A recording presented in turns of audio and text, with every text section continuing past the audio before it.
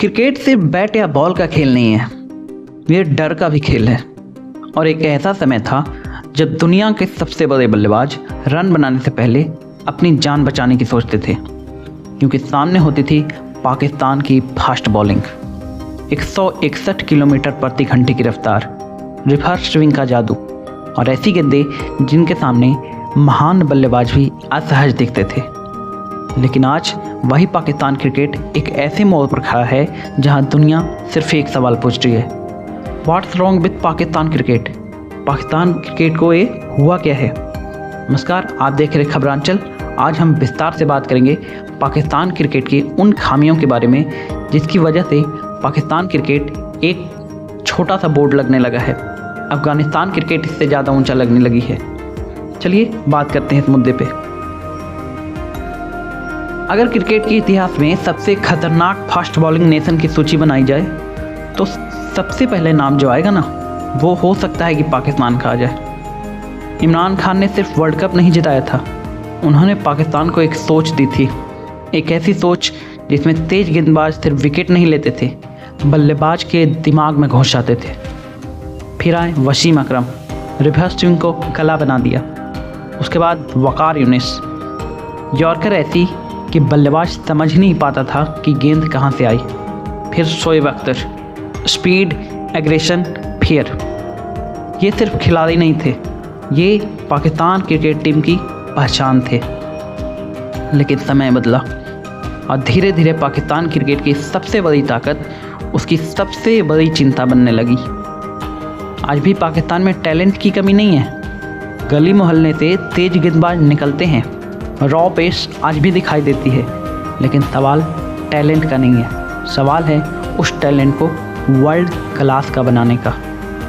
क्योंकि महान खिलाड़ी पैदा नहीं होते हैं, महान खिलाड़ी बनाए जाते हैं।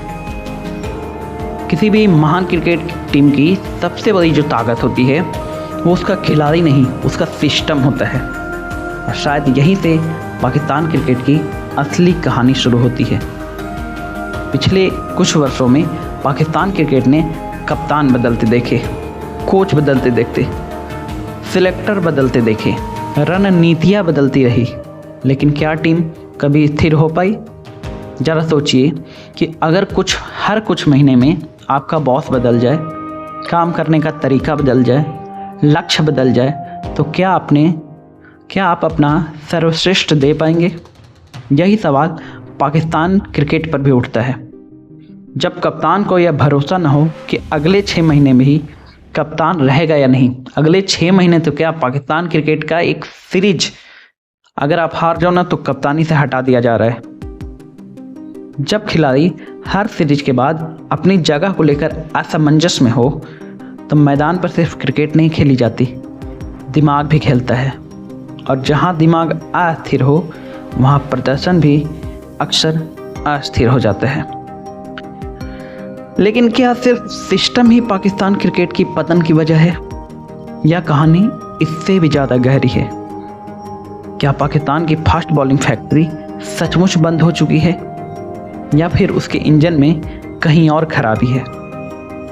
क्रिकेट में एक कहावत है, महान खिलाड़ी मैच जिताते हैं लेकिन महान सिस्टम इतिहास बनाते हैं। यहीं से पाकिस्तान क्रिकेट की सबसे बड़ी चुनौती शुरू होती है। पिछले कुछ वर्षों में पाकिस्तान क्रिकेट में कप्तानी बदली, कोच बदले, चयन समिति बदली, रणनीतियाँ बदली, लेकिन क्या टीम को कभी लगातार एक ही दिशा में चलने का मौका मिला? किसी भी कप्तान की सबसे बड़ी ताकत सिर्फ उसका टैलेंट नहीं होती, बल्कि उसका भरोसा होता है। भरोसा कि उसे अपनी सोच के मुताबिक टीम बनाने का समय मिलेगा। भरोसा कि एक हार के बाद उसकी कुर्सी नहीं हिलेगी। और भरोसा कि ड्रेसिंग रूम में हर खिलाड़ी उसकी योजना पर विश्वास करेगा। जब यही भरोसा बार बार टूटे तो रणनीति भी बिखरने लग जाती है। लेकिन कहानी यहीं ख़त्म नहीं होती।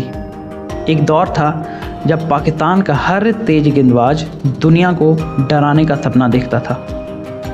आज भी रफ्तार है, टैलेंट है, लेकिन सवाल है निरंतरता कहाँ है? कई बार शुरुआती सफलता के बाद उम्मीदें इतनी बढ़ जाती है कि हर मैच में चमत्कार की अपेक्षा होने लगती है। कुछ खिलाड़ी उस दबाव को झेल लेते हैं, लेकिन कुछ नहीं झेल पाते हैं। ऊपर से तेज गेंदबाजी कोई आसान कला नहीं है। रफ्तार जितनी ज़्यादा, शरीर पर उतना ही ज़्यादा दबाव, चोटें, फिटनेस और लगातार क्रिकेट, इन सब का असर धीरे धीरे गेंदबाजी की धार पर दिखाई देने लगता है। और जब सिस्टम भी स्थिर न हो तो वापसी का रास्ता और मुश्किल हो जाता है। अब बात करते हैं बल्लेबाजी की। एक और फैक्टर है घमंड। पाकिस्तान के बॉलरों में अक्सर आपने घमंड देखा होगा। मैं पाकिस्तान का प्रीमियम फास्ट बॉलर हूँ, आप हो, लेकिन ये बात दुनिया को मानने दो, ये बात पाकिस्तान टीम के फैंस को मानने दो, पाकिस्तानी आवाम को मानने दो। अगर आप में ये चीज़ आ गई तो आप दुनिया के सर्वश्रेष्ठ बॉलर नहीं रह जाओगे, पाकिस्तान के प्रीमियम फास्ट बॉलर नहीं रह जाओगे। अब बात करते हैं बल्लेबाजी की। कुछ साल पहले तक पाकिस्तान की बल्लेबाजी जो थी वो दो मजबूत कंधों पर टिकी हुई थी, बाबर आजम, मोहम्मद रिजवान। जब तक वे रन बनाते रहे, टीम आगे बढ़ती रही। लेकिन अंतर्राष्ट्रीय क्रिकेट सिर्फ दो खिलाड़ियों के दम पर नहीं जीता जाता। जब टीम का संतुलन बिगड़ने लगा, जब कप्तानी बदलती रहे, जब हर सीरीज के बाद नए सवाल उठने लगे, तो उसका असर सिर्फ स्कोर बोर्ड पर नहीं, खिलाड़ी के मन पर भी पड़ता है। एक कप्तान तभी निडर फैसले ले सकता है जब उसे पता हो कि उसके पास समय है। लेकिन हर हार के बाद नेतृत्व पर बहस शुरू हो जाए तो खिलाड़ी पहले अपनी जगह बचाने की सोचता है, टीम बनाने की नहीं। और शायद यही किसी भी क्रिकेट टीम के लिए सबसे बड़ा खतरा होता है। और अब बात उस खिलाड़ी की जो मैदान में अकेला दिखाई देता है, लेकिन उसके साथ करोड़ों उम्मीदें भी उतरती है। आज का क्रिकेट सिर्फ मैदान पर नहीं खेला जाता, सोशल मीडिया पर भी खेला जाता है। एक शानदार पारी और खिलाड़ी हीरो, बादशाह, किंग, और एक खराब मैच और वही खिलाड़ी सवालों के घेरे में। आलोचना खेल का हिस्सा है, लेकिन जब आलोचना व्यक्तिगत हमलों और लगातार ट्रोलिंग में बदल जाए तो उसका असर मानसिक मजबूती पर पड़ना स्वाभाविक है।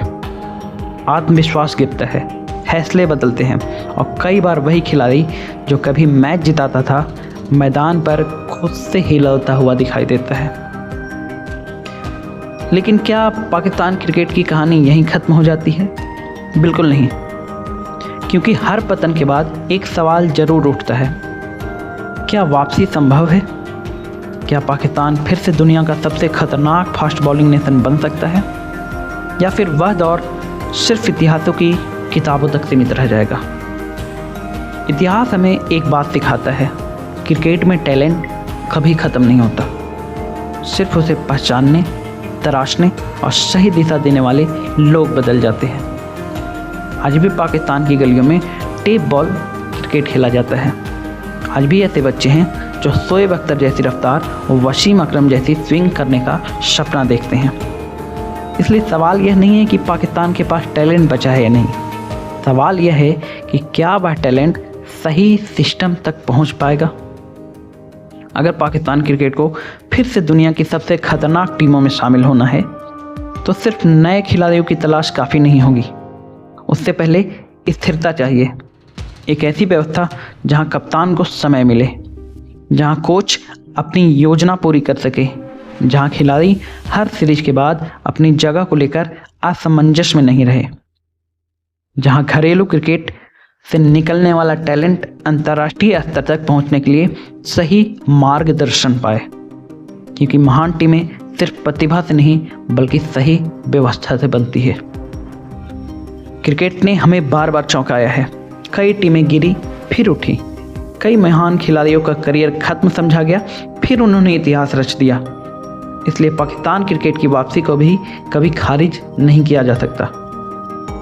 लेकिन वापसी का रास्ता सिर्फ प्रतिभा से नहीं निकलेगा, वह निकलेगा धैर्य से, स्थिरता से और लंबे समय की सोच से। कभी पाकिस्तान क्रिकेट की पहचान थी डर, आज उसकी पहचान बन गई है सवाल, लेकिन हर सवाल एक जवाब होता है और शायद पाकिस्तान क्रिकेट भी एक दिन जवाब ढूंढ ले, क्योंकि क्रिकेट का इतिहास गवाह है, प्रतिभा कभी मरती नहीं, जो उसे सिर्फ सही दिशा की ज़रूरत होती है। अब फैसला आपके हाथ में है।